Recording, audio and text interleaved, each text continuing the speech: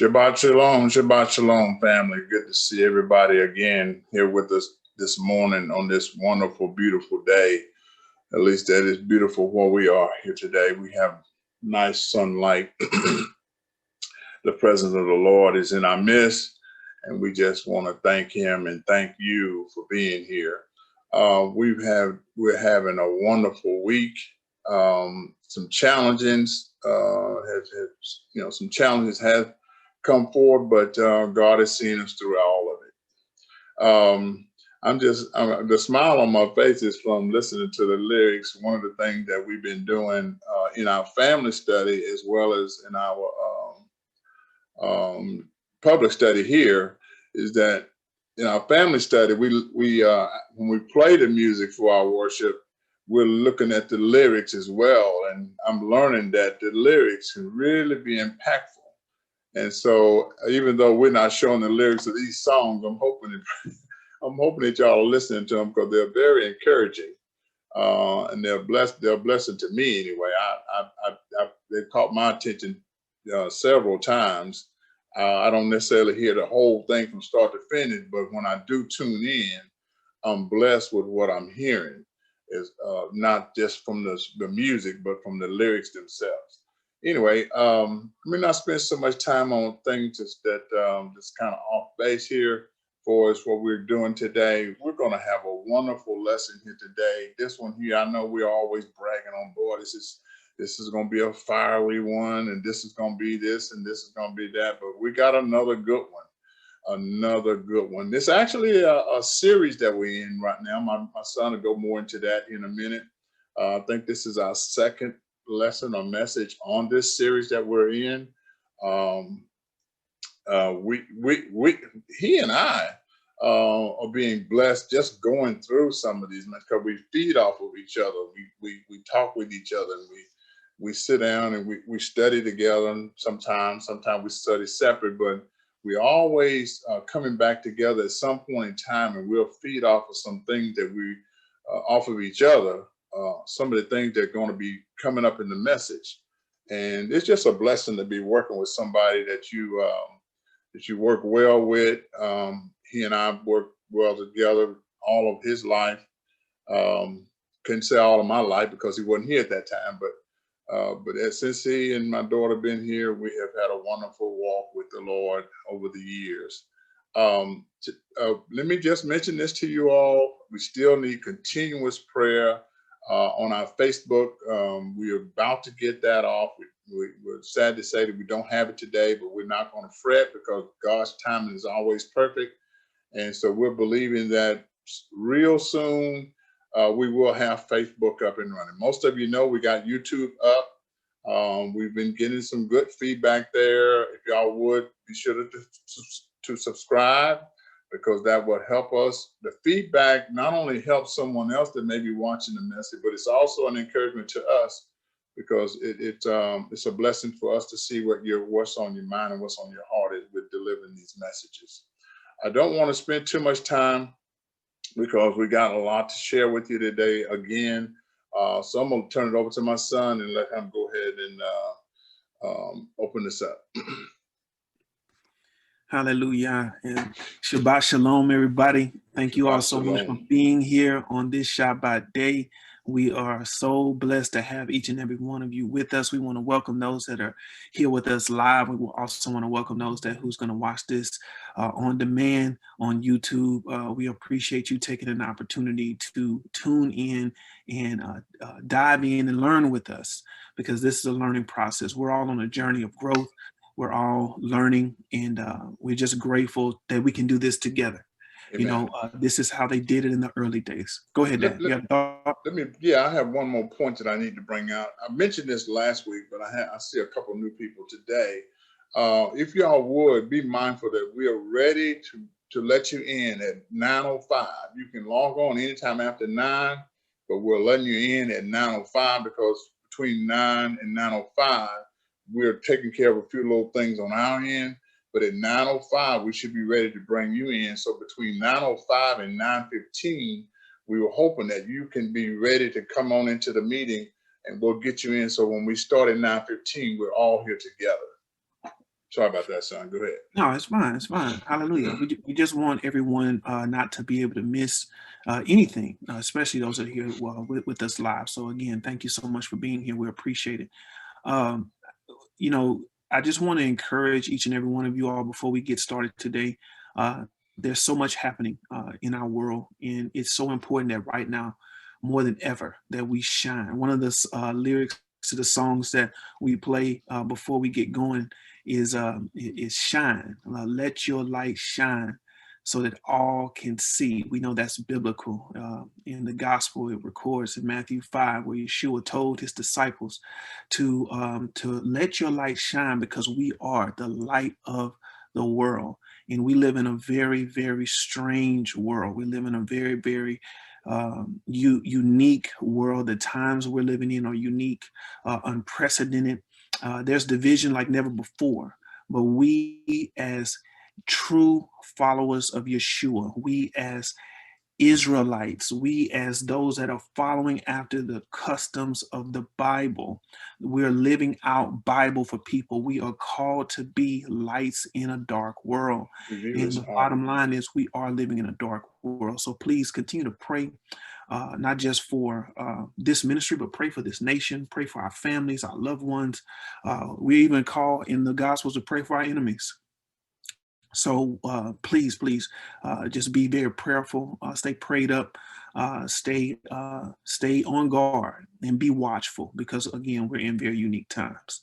So what I'm going to go ahead and do is jump in, but before we do so, let's open up in prayer. Thank you all so much for being here, but let's bow and let's pray, and let's get ready to jump into part 2 of a series that we started on last week, Markers of the Faith. So let's pray.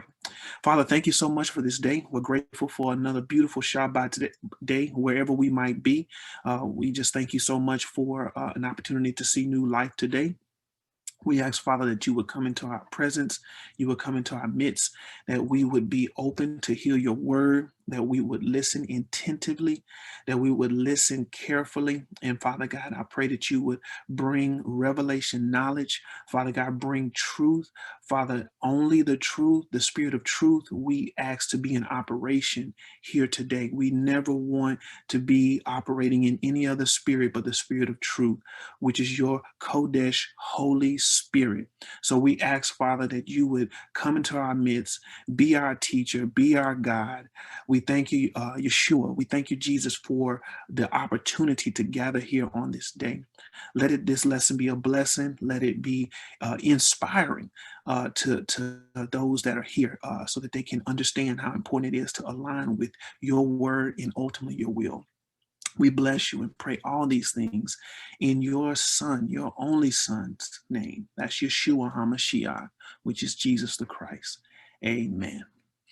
Amen. So let's go ahead and let's dive right in, brothers and sisters. We're going to jump right into our lesson today.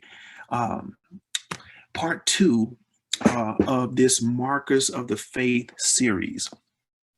Today, we're going to start a conversation and a lesson on the appointed time. So this is going to be part 1. This is the second lesson or teaching in this series, Markers of the Faith. But today we're going to be addressing specifically the appointed times that the Most High God has brought forth and commanded for his people to observe. And if you're looking on the screen and you see where it says YHWH, where it says Yahweh's appointed times, it's very important that each and every one of us know that in the Hebrew, the Father's name as it's written is written in the standard English block YHWH. That's a transliteration of the Father's name.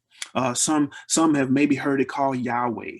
But remember, Hebrew does not have vowels. If you've ever done any study into the Hebrew language, the Hebrew language does not have vowels. There are 22 consonant letters. So the way we pronounce it is by putting vowels into it. So as we're putting vowels into it, we're able to pronounce the name. But that's what that name is, in case you were wondering. YHWH. And one of these days, we're going to do a series teaching on the name of the Father, the name of the Son, and the name of His Spirit in Hebrew. That's going to be a major blessing to you as well.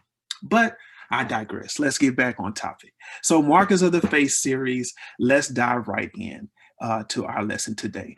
So, if you recall, if you were here with us last week, I want to bring something back to your attention. I showed this particular graphic, and I'm going to ask you, if you have never seen this graphic, if you're on a cell phone, if you're watching on your laptop or your computer, take a screenshot of what you're looking at right now.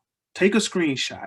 You're going to have an opportunity, if you're here with us live, to download the slides. We'll show you how to access that at the end of the lesson. But if you're watching and you don't have, for whatever reason, the ability to download the slides, please take a screenshot here. This is so important.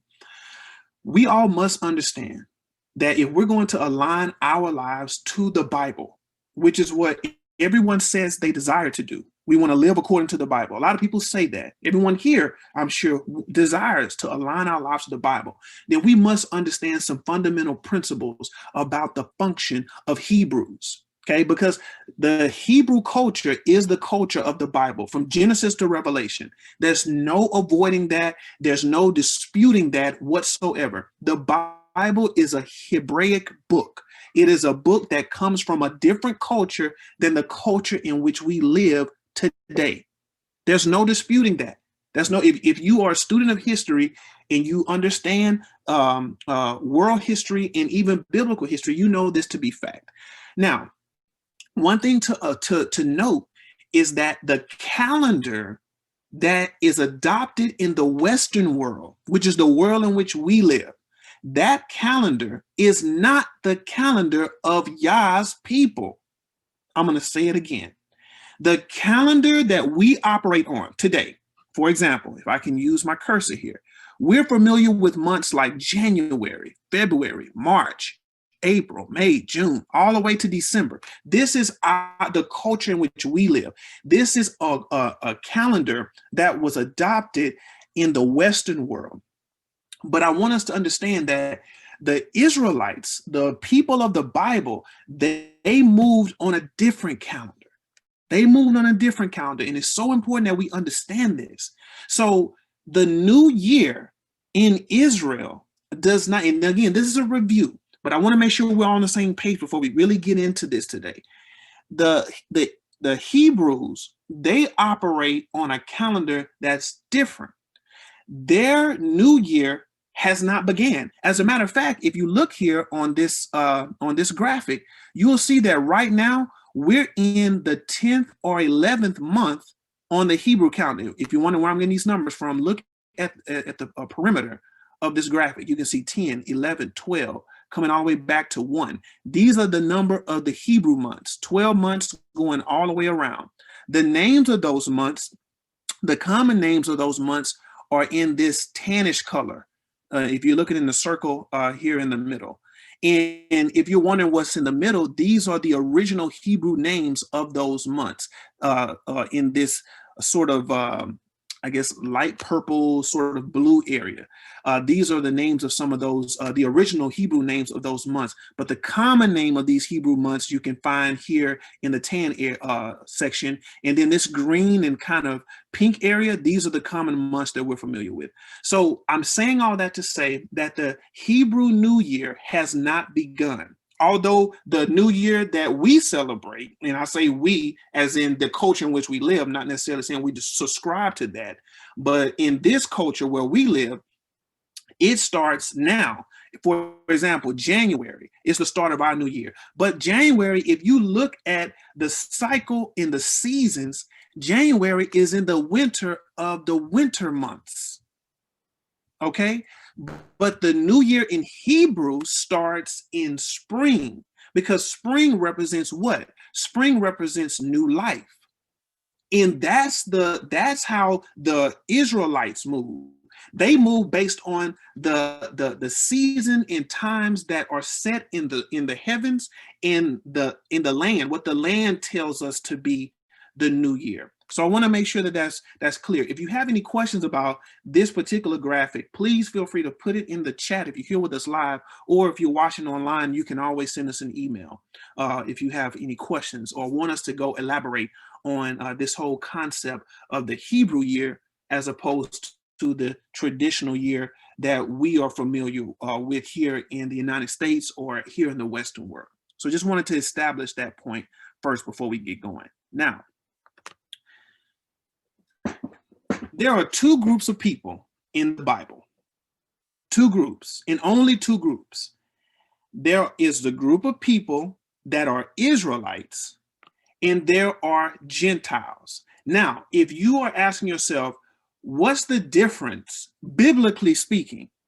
What is the difference between Israelites or Hebrews and Gentiles, according to the Bible? And again, you might ask yourself, why are we going over this? Why is this important?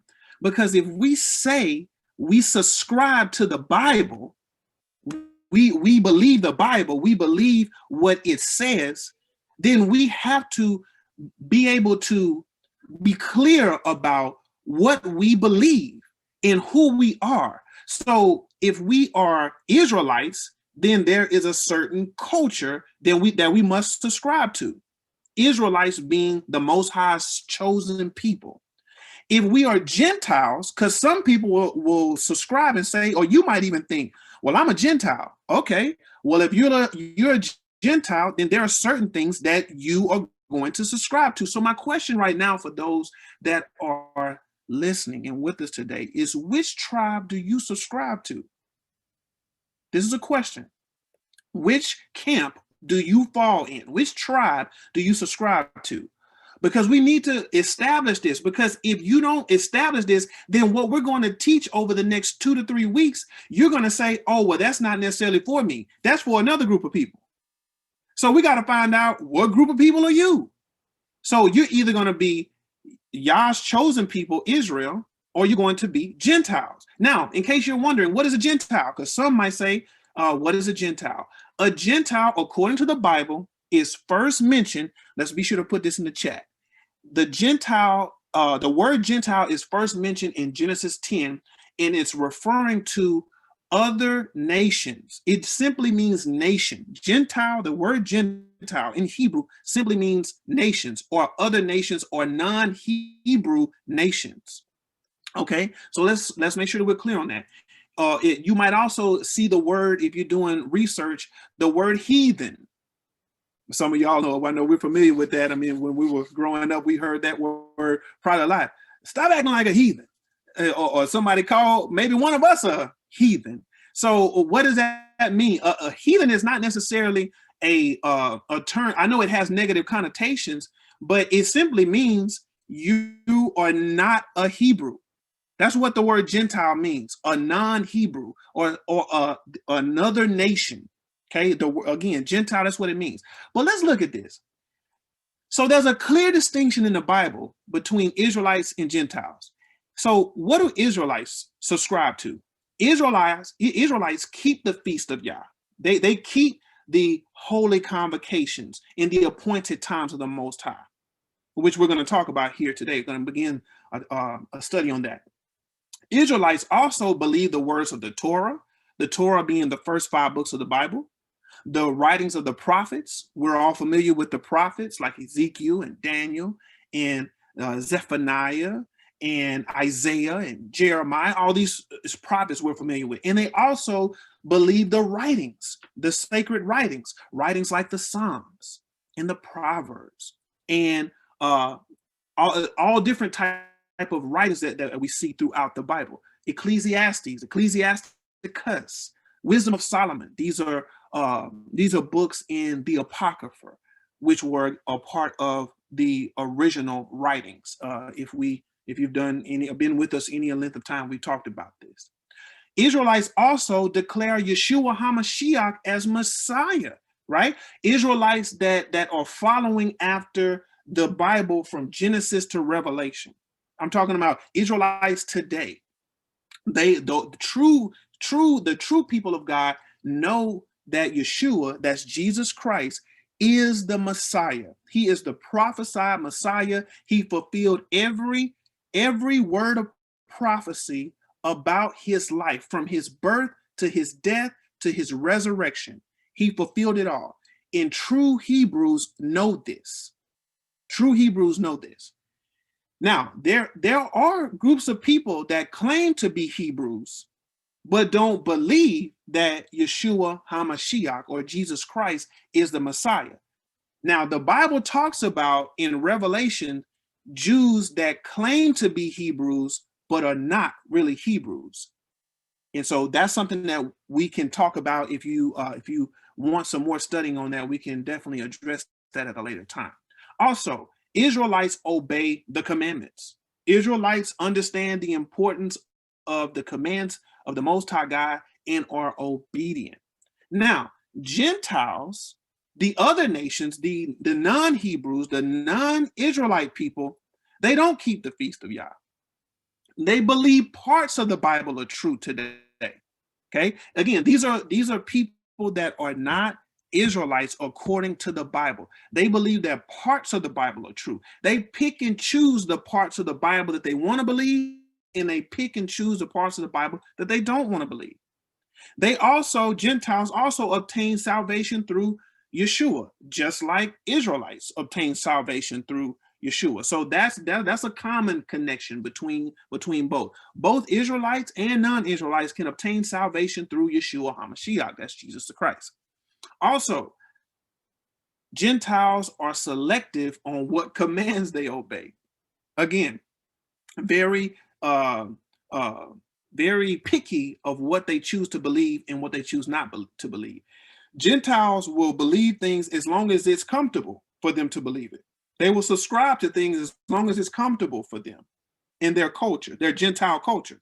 Because another thing you have to be honest about here as well is Israelites have a certain culture that they hold firm to, and Gentiles have a certain culture that they hold to as well.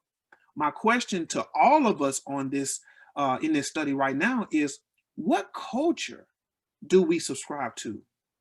What culture drives our lives from the time we wake up in the morning to the time we go to bed? What culture do we subscribe to? Do we subscribe to the culture of the other nations, the Gentiles, or do we subscribe to the culture of the Hebrews?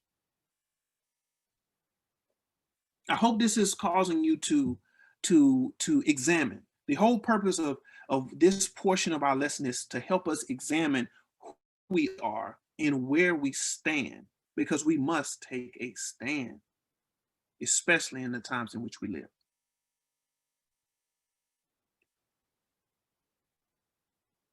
Are you, Dad? If you're saying something, you're on mute. I see your. Sorry about that. Yeah, I was trying to stay that way until you finish. But anyway, yeah, go ahead. If you would expound a little bit on someone that wants to try to do both. Someone who wants to try to subscribe to both the Israelite culture and the Gentile culture? Yes. Oh, great.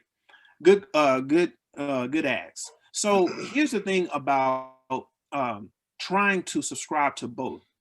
The word says that light and darkness cannot be in the same place. Like, one will drive out the other.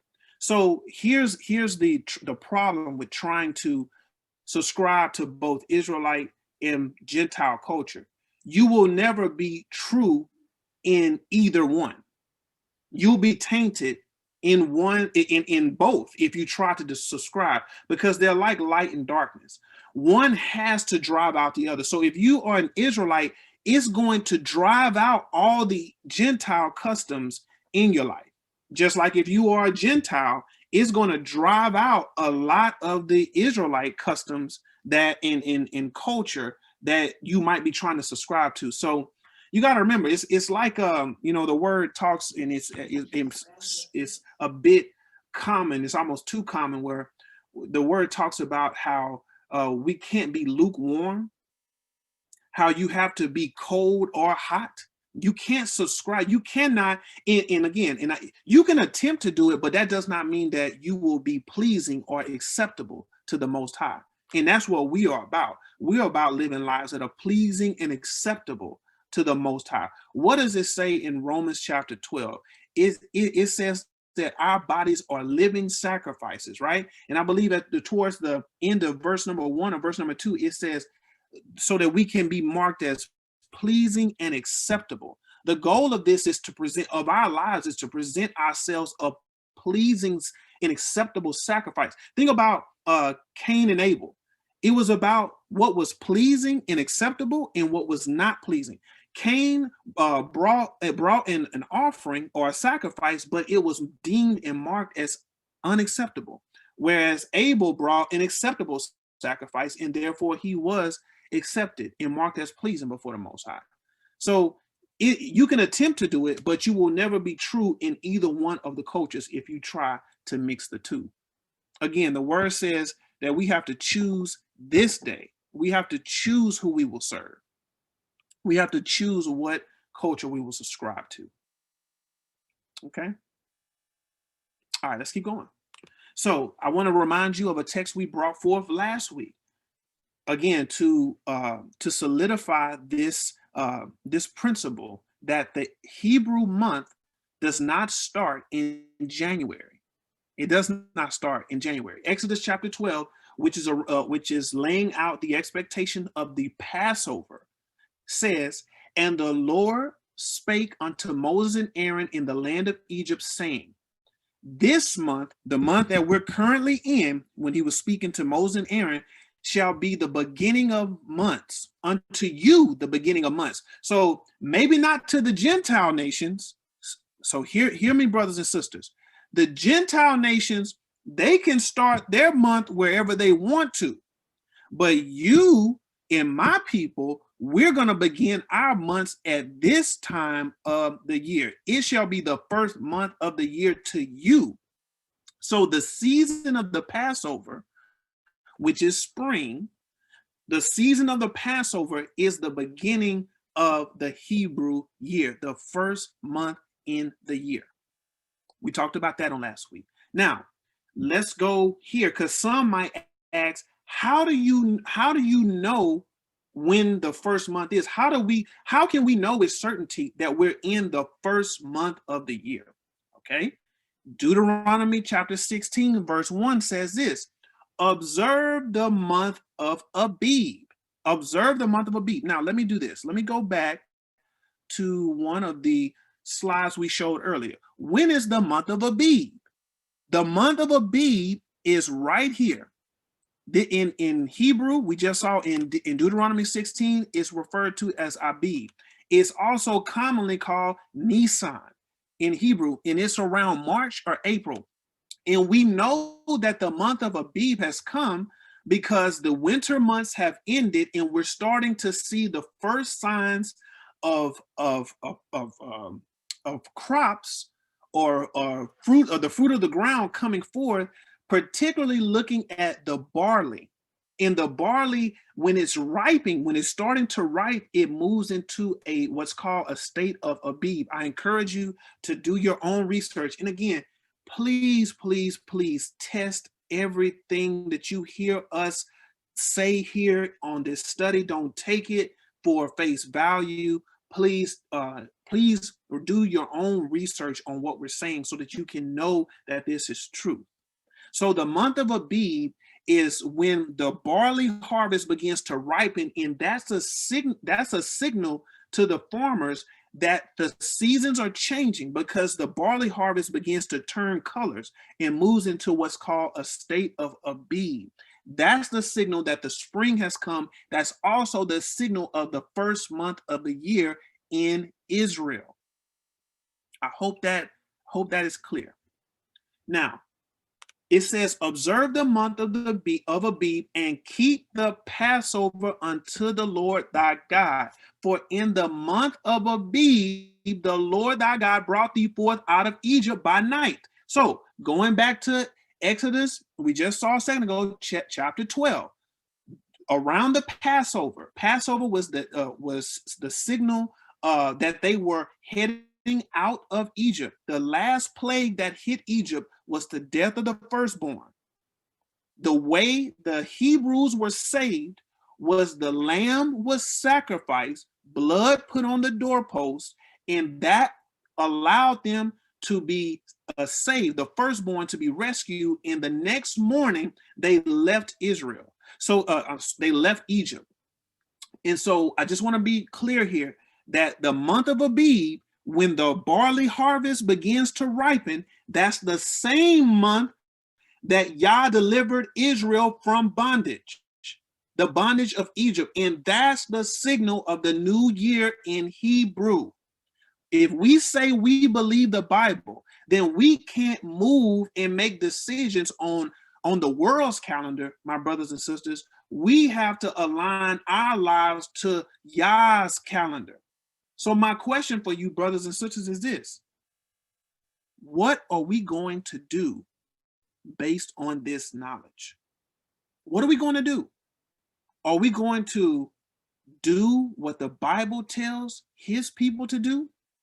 And by the way, in case you are thinking, or in case the thought is coming into your mind, oh, well, this is not for me, or this is not for this time. That's interesting, because in the gospel, if we say we're following after the example that Yeshua HaMashiach set for his people, those that follow him, Yeshua observed the Passover. Did you know, brothers and sisters, that the Last Supper was a Passover meal? Did you know that the Last Supper that Yeshua had with his disciples before his crucifixion, it was a Passover meal? So Yeshua observed Passover. Yeshua observed the Hebrew months and the Hebrew traditions. To deny that or to avoid that is avoiding the culture of our Messiah. I'm going to say that again. To avoid the fact that Yeshua was Hebrew is to avoid and dismiss his culture. So if you're saying you are a follower of Jesus Christ, then you must follow the culture of our Messiah, or of your Messiah, if he's truly your Messiah, if he's truly your Savior. Because the word says in Matthew 1:21 that he came to save his people from their sins. His people, and his people are Hebrews. His people are Israelites. You will find this all over the gospel. How many times did Yeshua tell people, like, remember when he told the one woman, and we've gone over this in Matthew 15, he told her, I didn't come for you. I did not come for you. I came to save the lost sheep of Israel. That's it. That's in the gospel account. There's no denying Yeshua's mission, and I pray you don't deny or dismiss or ignore that biblical truth. It says, thou shalt therefore sacrifice the Passover unto the Lord thy God of the flock of the herd in the place where the Lord shall choose to place his name there. Has the Most High came and made his dwelling place your heart? I want you to ask that. Are you a place? Is your spirit, is your soul a place where the Most High has chosen to dwell? Have you made him the authority in your life, brothers and sisters? I pray you have. If you have not done so, please reach out. If you're unsure, if you're unclear, please reach out to us, brothers and sisters. We want to clearly lay this out to you according to the Bible. No confusion here. Our Yah is not a Yah of confusion. He wants you to know. He wants you to be clear, and he wants you to stand on a solid foundation in your faith. Now, I want you all to think about something as we get ready to get into these appointed times that the Father has set forth on his calendar to meet with his people. Israel, when they came out of Egypt, when they went to the mountain of God, Mount Horeb or Mount Sinai, he gave them some very serious warnings in preparation of receiving the law or the standards or the codes by which they would live. I'm going to encourage you, for the sake of time, we're not going to do it. But, excuse me, the coffee this morning. I want to encourage you to go back and read Exodus chapter 19, verse 14 through 25. You will see that the Father gave specific instructions to Moses for the people to prepare themselves for him to come down on the mountain. And the word says that the people, when he came down, they were to they were to wash themselves, they were to clean their clothes, they were to not have relations with the men were not to have relations with the women, their wives, and they were to set a guard around the bottom of the mountain so that they could not come up, lest they would have been they would have been eliminated. They would have been killed. They would have been destroyed. And the word says, when the Father came down on that mountain began to quake. There was smoke, like a fiery furnace. There was lightnings and thunder. Go and read it for yourself. Exodus 19, verse 14 to 25. And then the very next chapter, chapter 20, he begins to lay out his commands for his people, starting with what we commonly know as the 10 Commandments. He begins to lay out his commands, and all through the rest of Exodus, you see commands being given for the people into Leviticus, Numbers, and Deuteronomy as well. But I want to bring this out because I want us to see how serious this thing is. If the Father was this serious about giving his commands to his people, we cannot, as believers today, we cannot think that if he took time to come down and deliver this to the people, and come down with such power and such authority and such might and such displays of strength, we cannot think that this is something we can just dismiss. We can just dismiss his words. They don't mean anything to us today. We don't have to know his Torah. We don't have to live out his Torah. It's not for us. It's very risky. It's very risky to have that type of mindset about these expectations and commands for our life. It's absolutely critical that we pay attention. Now, let me begin to lay out some of these foundations as it pertains to his appointed time. So today, what I want us to see are three. We're not going to complete all of these special days and seasons that the Father has appointed for his people. But I want to talk about three today, brothers and sisters, for the remainder of our time. I want to talk about the Shabbat or the Sabbath. I want to talk about Passover, and I want to talk about unleavened bread, because these are the appointed times, or these special days that the Father has set aside for his people that are coming up immediately, that we can begin to make preparation for.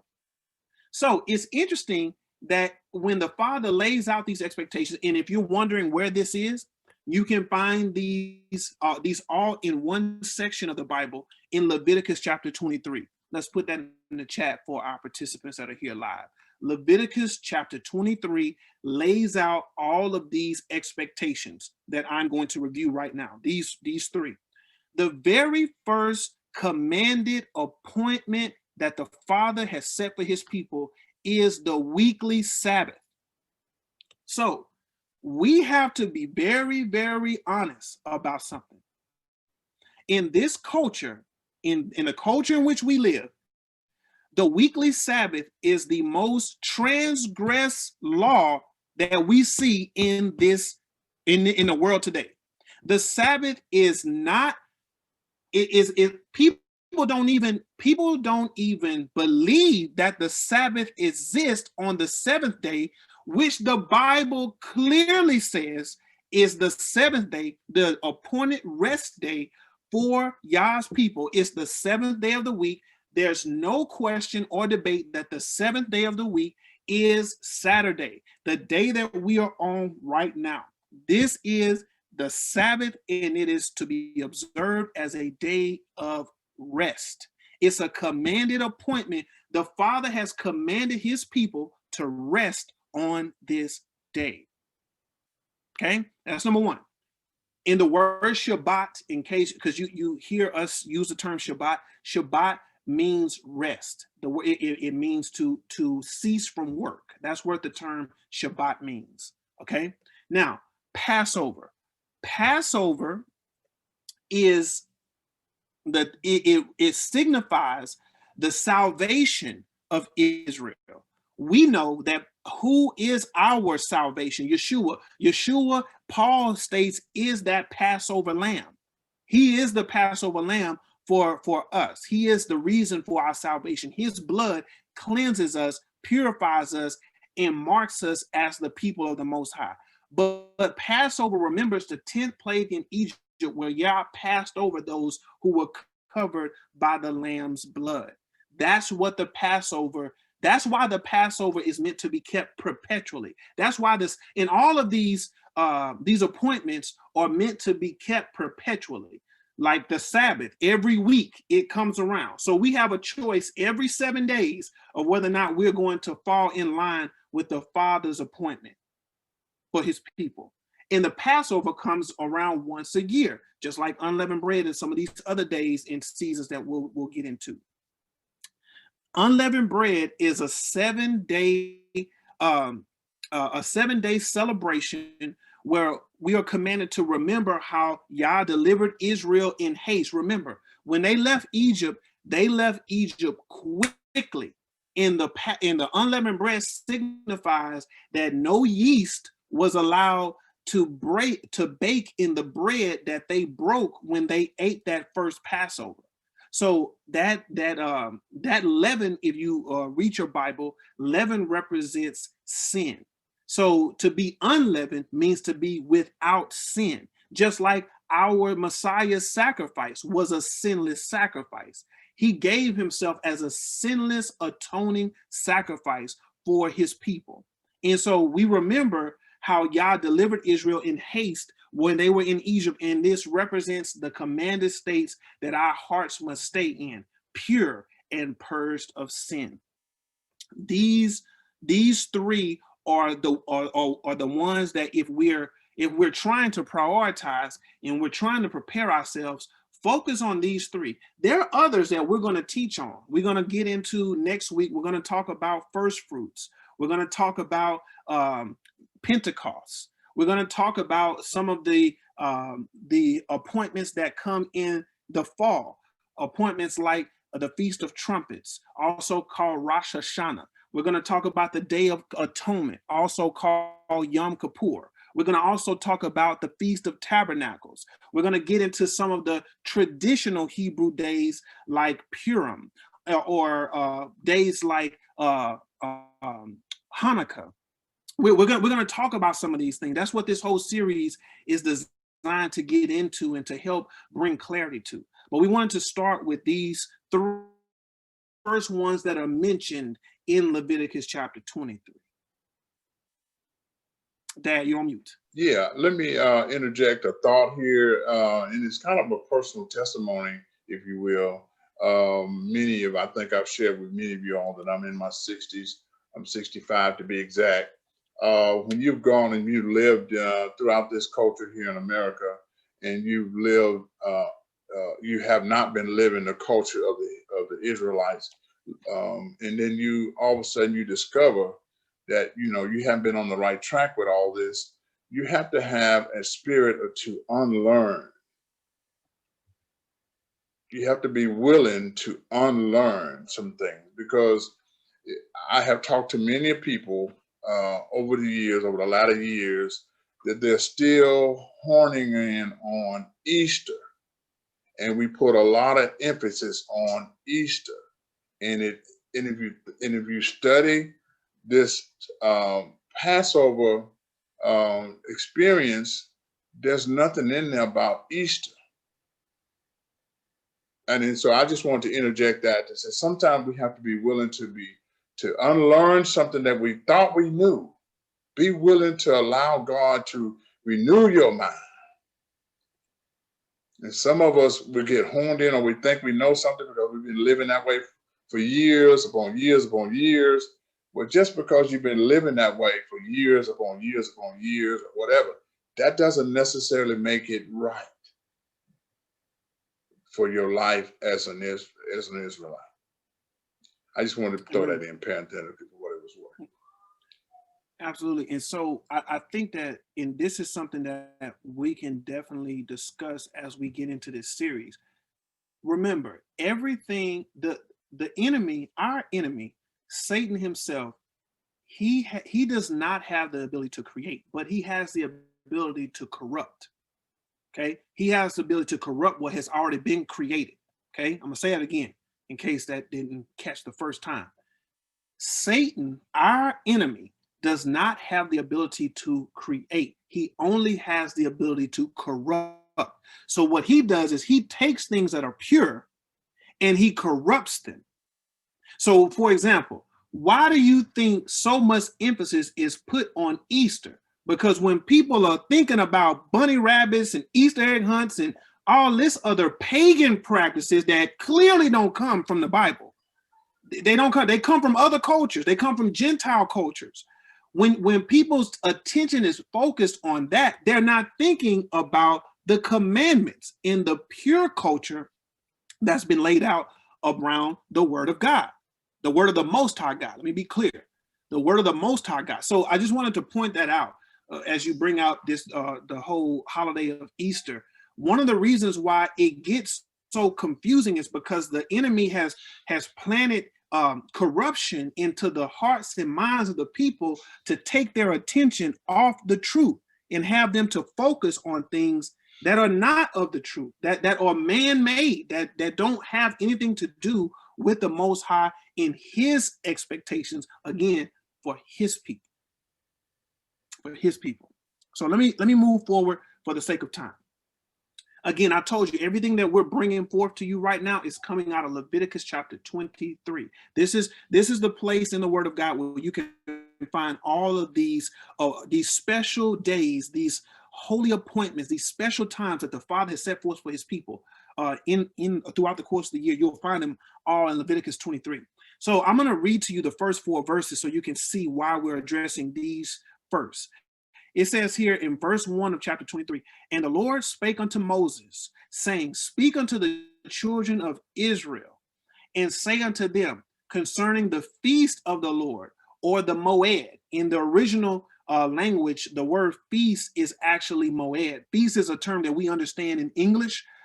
We understand the customs and the traditions that come with feasts. So it helps us to kind of understand what is being brought forth here.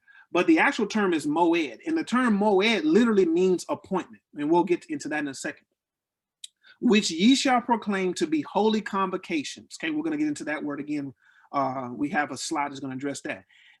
Even these are my feasts. So do these appointments belong to the people according to this text?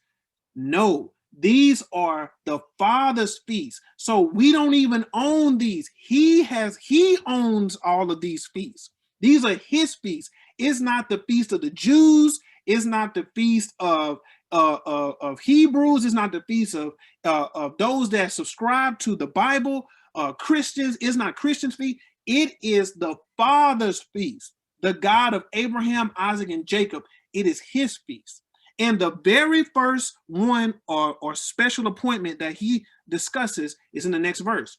6 days shall work be done, but the 7th day is the Sabbath of rest, a holy convocation. You shall do no work therein. It is the Sabbath of the Lord in all your dwellings.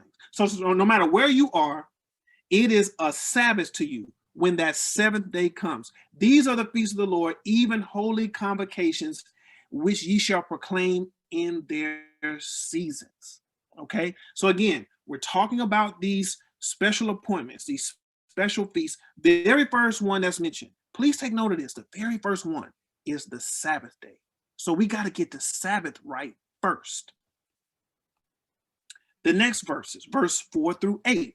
These are the feasts or moeds of the Lord, even holy convocations, which he shall proclaim in their seasons. In the 14th day of the first month, The first month. Who can put in the chat and tell me what's the name of the Hebrew first month? Who can do that for me right now? If you're here with us live, can you put in the chat for me? What is the and Dad, tell me. I just want to see if whoever puts it out first. What is the name of the first Hebrew month? Because the 14th day of the first Hebrew month is the Lord's Passover. Do we have someone that has it already? You're muted. You're muted, Dad. I can't hear you. Yeah, they put it in with the Hebrew name HBIB. Oh, okay, that works. That's very close. We have the same thing again. Perfect. So the month of Abib is also commonly known. You might also see it if you're doing research. Nisan. Okay, that's post Babylonian capture of the people of Israel. They begin to call it by its Babylonian name, Nisan, but it is the month of Abib. Very good, excellent job, whoever put that. Okay, it says in the 14th day of the first month at even is the Lord's Passover, and on the 15th day, the very next day. So Passover is on the 14th day, and on the very next day begins is the first day of the feast of unleavened bread. 7 days you are to eat unleavened bread. In the first day you shall have a holy convocation. So that first day is a Shabbat or a Sabbath. You should do no servile work therein, but ye shall offer an offering made by fire unto the Lord for 7 days. In the 7th day is a holy convocation. You should do no work. So the first and the last day of the unleavened bread, feast of unleavened bread, or Sabbath days. They're special Sabbath days. Okay, please take that into consideration. That's also important because you'll find that during this week, the week of the Passover, there are 2 Shabbats.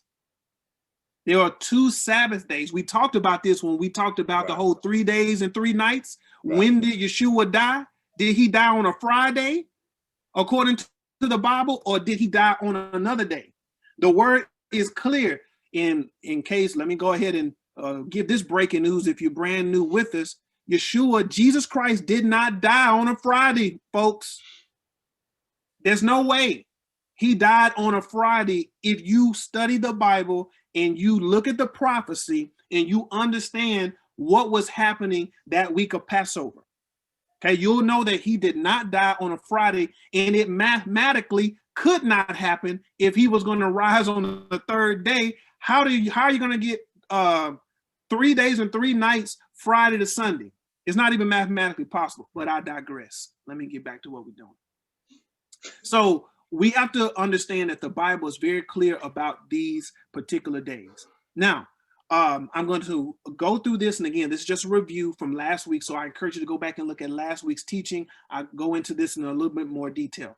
The term feast in the original picture language, it means a perpetual breaking of bread that we are to behold. That's what a feast is. A feast is a breaking of bread, but this is happening continually, something to be observed, something to be beheld. Okay, that's what the term feast means in the original picture language, which I highly encourage you all to do also some research in. It will bring your Bible study it'll take it to a whole different level when you start looking at things from the picture form of the Hebrew language, and not just reading the Bible in English. It will, again, enhance your spiritual life. It will bring so much fullness to your life if you do that. Clarity. I highly encourage it. And clarity. Amen. Amen. Also, the term convocation. The term convocation, which was another term that you saw in Leviticus chapter 23. The term convocation refers to a divine appointment or a rehearsal. So the Father said that these are going to be holy convocations. So these are going to be annual rehearsals. Rehearsals for what? What is a rehearsal? A rehearsal is something that you practice so that when it's time to go live, you've already done this thing so many times, and you've already rehearsed or practiced so many times, it's like second nature to you. We're trying to become more and more like the nature of our Messiah. We are taking on the nature of our Father. We have to renew our minds daily so that we can become a part of of this culture and renew our spirit daily. So these are rehearsals that help us come closer to our Messiah, Yeshua HaMashiach, or Jesus the Christ. Okay, so the term convocation, again, just putting this here for us to have as another point of reference as we're studying. Now, as we're coming close to a close, because time is running short on us, 1 Corinthians chapter 5, I want to record to you Paul's words. Paul's words in verse 6 through verse number 8 in 1 Corinthians chapter 5. Paul asks a question to the Corinthians, and he was actually reprimanding them and rebuking them for some bad practices of Torah that they were caught up in. If you go back to the beginning of the chapter, you will see that they were zealous trying to rid this person or peoples of evil spirits, and they had all these different customs and traditions they were doing. And so Paul was trying to bring some correction in this particular verse to put this in context, and because they thought they were doing things the right way. And Paul says, your glorying is not good. He says, don't you know you have to get this right? You have to do it the way the words laid it out. He says, know ye not that a little leaven leaveneth the whole lump. So if you don't get this right, and if you do this according to your own ways and your own traditions, it's like leavening bread, and you will bring corruption and compromise to the entire thing. It says purge, which means take out, root out, therefore, the old leaven, that ye may be a new lump, as ye are unleavened. For even Christ, our Passover, Paul confirms Christ is our Passover lamb, is sacrificed for us. Therefore, let us what?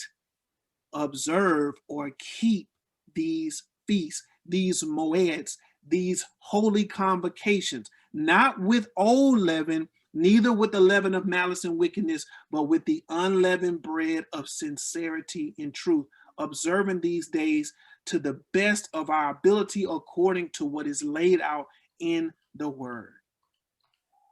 In conclusion, brothers and sisters, as we bring this study to a close, a couple of things we want to highlight here and that we hope you've taken from today's teaching. The Most High expects his people to obey his word. Now, on the surface, that might sound like, yeah, of course.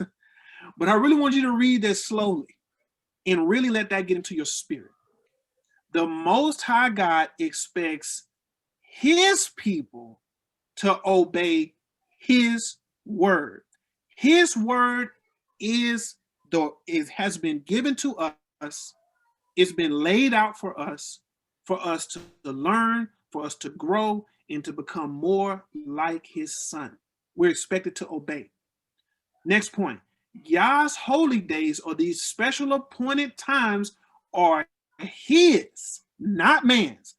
These days we're talking about, the Sabbath day, Passover, unleavened bread, they don't belong to us, which means we can't observe them how we want to observe them. We have to observe them how he has told us and commanded us to observe them, because they belong to him. In this year 2021, even though we're not there in Hebrew, we're there in the culture in which we live, this Greco-Roman calendar that we move on. But in this new year that's forthcoming in Hebrew, Yah will be expecting us to align our lives to his word. He's expecting us to align our lives to his word. That's the whole reason why we're coming here on a Shabbat. If you hear with us live, it's the reason why you clicked on the YouTube video to watch it in the first place. It's because you are desiring to align your lives to his word, and you're believing that the Most High is using us as his messengers to bring forth the word to you. And again, we're so grateful that you've given us even a listening ear. Father, I pray that you would bless the ears of the listener.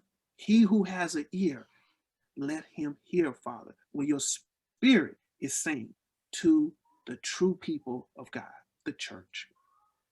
It says there must be a clear distinction between your faith as a true disciple of Yeshua HaMashiach. If your faith looks no different than the world, then you got to ask yourself, am I a true disciple of Yeshua HaMashiach? Am I truly following after the example that he has set forth for us and his people to live. We can start, brothers and sisters, by aligning our lives to Yah's calendar, to the Father's calendar.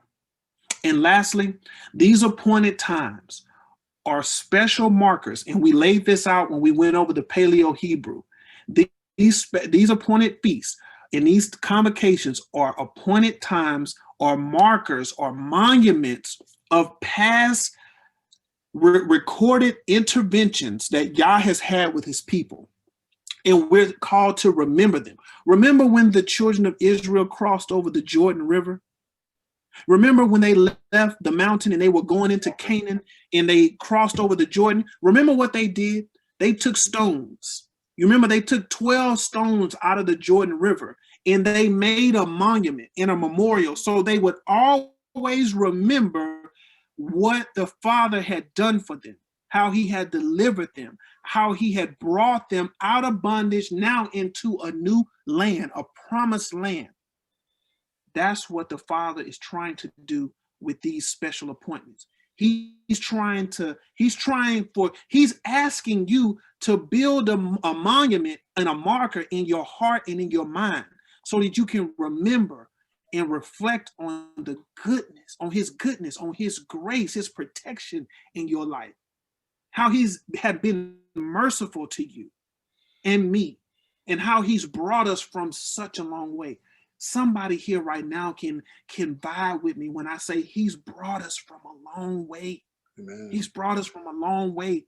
We could and should be dead, some of us, because of some of the choices that we've made over the course of our life.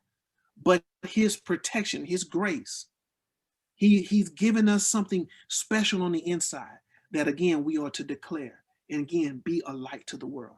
Brothers and sisters, we thank you so much for being here with us today. Those of you that are watching on YouTube, again, we ask that we would love for you to subscribe. We would love for you to comment. We would love for you to like this video so it can be a blessing to not just you, but all those. And it really helps our ministry. It helps support our ministry. So we're going to ask you to please do that. So again, thank you for being here with us. For those that are here with us live, stay on, and we have a few words before we close. Bless you. Let me share this. And my son didn't even know I was going to do this because I didn't want him to talk me out of it. But if y'all could see that, that's a what I would consider to be a marker or a monument of my first child. When we had our first child, this is I don't know how I came across this, but when he was born, he's my first son, first child. I made a commitment that I would be there for my children. And so this is to me, a monument or a marker to remember. And so he has been a student of the Bible now for years. No, I'm not. He has been a student of the Bible for years. And this right here, I keep it. He'll get it one day, or my daughter will get it one day. But this is my reminder to keep me in focus of making sure that I'm there for them, to be a father for my children. And I just wanted to share that because it came to my mind this morning. I thought it would be a blessing to those of you that are watching us as a father and son ministry. God has taken us through some things. He and my daughter have moved on to another state, which, you know, we pray for that state all the time because that state needs prayer. And I say that jokingly because we all need prayer. But they're not too far away. In fact, both of them and their families are here with us this Sabbath. They just came in last night, and we're just being thankful that we're able to be together as a family today. But I just wanted to share that with you all as we're talking about markers, monuments. I keep this handy, or keep it near to just keep me reminded of what the commitment I made to my child when he was first born. You back to you, son. Hey man, look at you trying to get all mushy this morning and pulling on heartstrings this morning. Hallelujah. Yes, sir. I'm grateful for you, Dad. I love you very much. Love you, the example that you set forth in my life and the blessing you continue to be an encouragement to me. So I appreciate you, sir. As my earthly father, I could not have asked for, I could not have desired one better. So thank you so much for all you've done to set the course for my life, because you definitely have set the course for my life. So I praise the Most High God for you. So blessings to you.